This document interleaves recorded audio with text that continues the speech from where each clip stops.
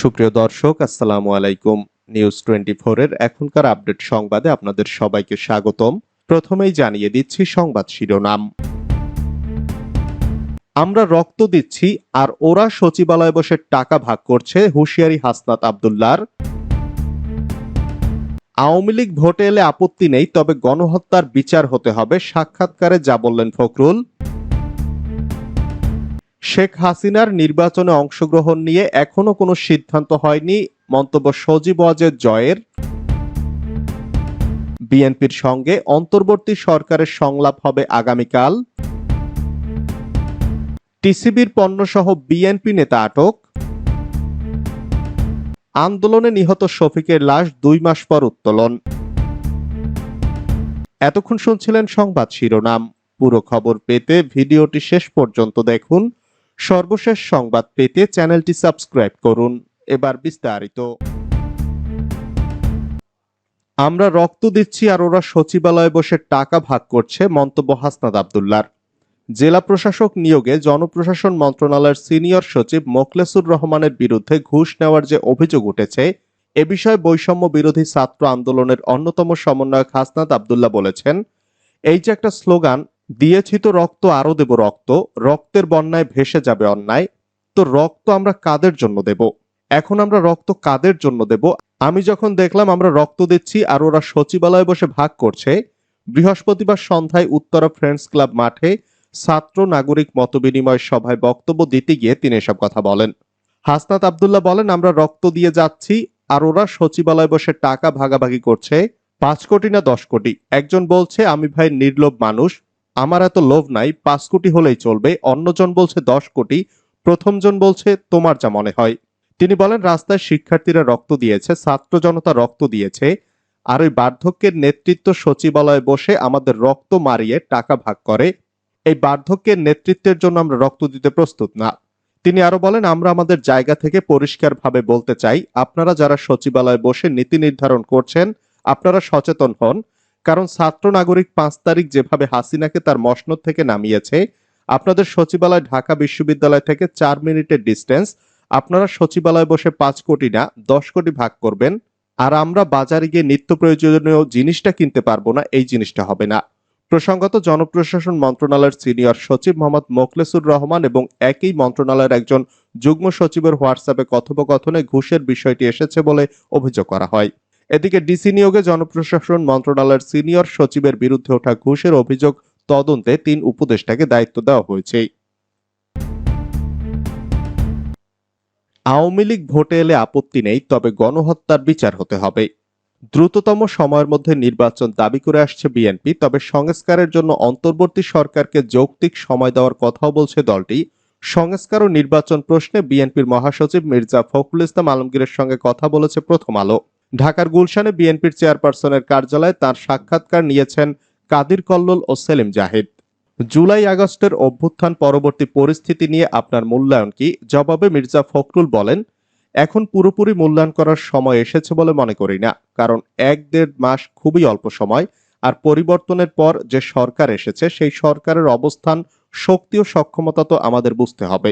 এই সরকারের প্রধান উপদেষ্টা ডক্টর মোহাম্মদ ইউনূস খুব জনপ্রিয় মানুষ, এদেশের মানুষও সারা পৃথিবী তাকে শ্রদ্ধা করে, কিন্তু রাষ্ট্র পরিচালনার ক্ষেত্রে প্রশাসনিক ও রাজনৈতিক দিক থেকে তার সেরকম কোনো অভিজ্ঞতা নেই, তবে তিনি তার সর্বোচ্চ দিয়ে চেষ্টা করছেন।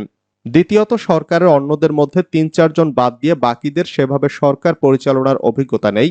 এর মধ্যে তারা কিছু ভালো ব্যবস্থা নিয়েছেন, তবে একটা জায়গায় আমার খটকা আছে, তারা সংস্কারের জন্য যে 6টি কমিশন করলেন, এটা করার আগে তাদের রাজনৈতিক দলগুলোর সঙ্গে কথা বলা উচিত ছিল। একটা বিষয় হচ্ছে, রাজনীতিকে সম্পূর্ণভাবে এড়িয়ে যাওয়ার একটা প্রবণতা লক্ষণীয়। এখানে রাজনৈতিক দলগুলোর সঙ্গে কথা বলতে হবে, তাদের মতামত জানতে হবে এবং তার ভিত্তিতে সরকারকে এগোতে হবে। আগামী নির্বাচনে আওয়ামী লীগের ব্যাপারে বিএনপির অবস্থান কি? মির্জা ফখরুল জানান, আওয়ামী লীগ যদি নির্বাচন করে জনগণ সে ব্যাপারে সিদ্ধান্ত নেবে। আমি তো সিদ্ধান্ত দেওয়ার মালিক না, আমি নির্বাচন করব, অন্য দলগুলো করবে, জনগণ যাদের বেছে নেবে তাদের সিদ্ধান্তই চূড়ান্ত। তাহলে কি আওয়ামী লীগ নির্বাচনে অংশ নিলে আপনাদের আপত্তি থাকবে না? মির্জা ফখরুল জানান, আওয়ামী লীগ নির্বাচনে অংশ নিতে চাইলে নেবে, কিন্তু যে ব্যক্তিগুলো গণহত্যা, দুর্নীতি সহ বিভিন্ন অপকর্মের সঙ্গে জড়িত, তারা যেন নির্বাচনে অংশ না নেন সেটাই আমাদের বক্তব্য। কোনো দলের নির্বাচনে অংশ নেওয়ার ক্ষেত্রে তো আপত্তি করার কিছু নেই, কিন্তু আওয়ামী লীগকে নিষিদ্ধ করার আলোচনা উঠছে কোনো কোনো মহলে। এ ব্যাপারে আপনাদের অবস্থান কি? ফখরুল জানান, না, আমরা চাই না দল হিসাবে আওয়ামী লীগকে নিষিদ্ধ করা হোক। কোনো রাজনৈতিক দলকে নিষিদ্ধ করার পক্ষে আমরা নই, কারণ আমরা গণতান্ত্রিক রাজনীতিতে বিশ্বাস করি। তবে আওয়ামী লীগের যারা নানা অপরাধ করেছেন, যারা গণহত্যা করেছেন, টাকা পাচার করেছেন, সেই ব্যক্তিরা রাজনীতি করতে পারবেন না। জনগণ সেটা চায়, তাদের অপরাধের বিচার করতে হবে, কিন্তু গণতন্ত্রে কোনো দলের রাজনীতি করার ক্ষেত্রে বাধা দেওয়া যায় না। শেখ হাসিনার নির্বাচনে অংশগ্রহণ নিয়ে এখনো সিদ্ধান্ত হয়নি, জানালেন সজীব ওয়াজেদ জয়। সাবেক প্রধানমন্ত্রী শেখ হাসিনা জাতীয় নির্বাচনে প্রতিদ্বন্দ্বিতা করতে ফিরবেন কিনা সে বিষয়ে এখনো কোনো সিদ্ধান্ত হয়নি বলে জানিয়েছেন তার ছেলে সজীব ওয়াজেদ জয়। তিনি বলেন, বাংলাদেশের বর্তমান পরিস্থিতি দেখে মা বেশ বিচলিত এবং হতাশ। গত 15 বছরে তার সমস্ত কঠোর পরিশ্রম অনেকটাই নষ্ট হয়ে যাচ্ছে। যুক্তরাষ্ট্র ভিত্তিক সংবাদ মাধ্যম টাইমকে দেওয়া এক সাক্ষাৎকারে তিনি এসব কথা বলেন। কোটা সংস্কার আন্দোলন প্রসঙ্গে সজীব ওয়াজেদ জয় বলেন, কোটা আন্দোলনে আমরা সবাই অবাক হয়েছি। আমি নিজেও চেয়েছিলাম কোটা সংস্কার হোক। আমি হোয়াটসঅ্যাপে গ্রুপে বলেছিলাম 30% কোটা অনেক বেশি, তা কমিয়ে 5% করা উচিত। তখন কেউ কেউ চিৎকার করে বলল, আমরা মুক্তিযোদ্ধার নাতি নাতনি। তখন আমি মজা করে বলেছিলাম, এ কারণেই আমি 5% ছেড়ে দিয়েছি। অন্তর্বর্তী সরকার প্রসঙ্গে তিনি বলেন, যদি তারা 1 বছর বা 18 মাস দেশ চালাতে চায় তাহলে আমি বলবো এটা সঠিক সিদ্ধান্ত। কোটা সংস্কার আন্দোলনে আইন শৃঙ্খলা বাহিনীর গুলিতে 5 শতাধিক মানুষ নিহত হন, আহত হন কয়েক হাজার, যে কারণে আওয়ামী লীগকে নিষিদ্ধের দাবি উঠেছে। এ ব্যাপারে সজীব ওয়াজেদ জয় বলেন, বাংলাদেশের সবচেয়ে পুরনো ও বৃহত্তম রাজনৈতিক দলকে কিভাবে নিষিদ্ধ করবেন? এটা আইনগত সম্ভব নয়। তিনি আরো বলেন, আমরা কখনোই রাজনৈতিক উচ্চাকাঙ্ক্ষা ছিল না, ভবিষ্যতে রাজনীতি করব কিনা সে ব্যাপারে এখনো কোনো সিদ্ধান্ত নেয়নি। বিএনপির সঙ্গে অন্তর্বর্তী সরকারের সংলাপ হবে আগামীকাল। আগামীকাল শনিবার দুপুর 2:30টায় বিএনপির সঙ্গে অন্তর্বর্তী সরকারের সংলাপ অনুষ্ঠিত হবে। গতকাল বৃহস্পতিবার সন্ধ্যায় উপদেষ্টা পরিষদের বৈঠক পরবর্তী ফরেন সার্ভিস একাডেমিতে এক সংবাদ সম্মেলনে প্রধান উপদেষ্টার প্রেস সচিব শফিকুল আলম এই তথ্য জানান। দেশের প্রধান রাজনৈতিক দলগুলোর সঙ্গে অন্তর্বর্তী সরকারের সংলাপের প্রথম দিন বিএনপির সঙ্গে সংলাপ হবে বলে তিনি জানান। তিনি বলেন, অন্য রাজনৈতিক দলগুলোর সঙ্গে সংলাপ পরে হবে। এরই মধ্যে অন্তর্বর্তী সরকার 6টি কমিশনের মধ্যে 5টি চূড়ান্ত করেছে এবং যে কোনো সময় সেটি ঘোষণা করা হবে। একটি কমিশন এখনো চূড়ান্ত হয়নি, কারণ কয়েকজন সদস্য এখনো সম্মতি জানাননি।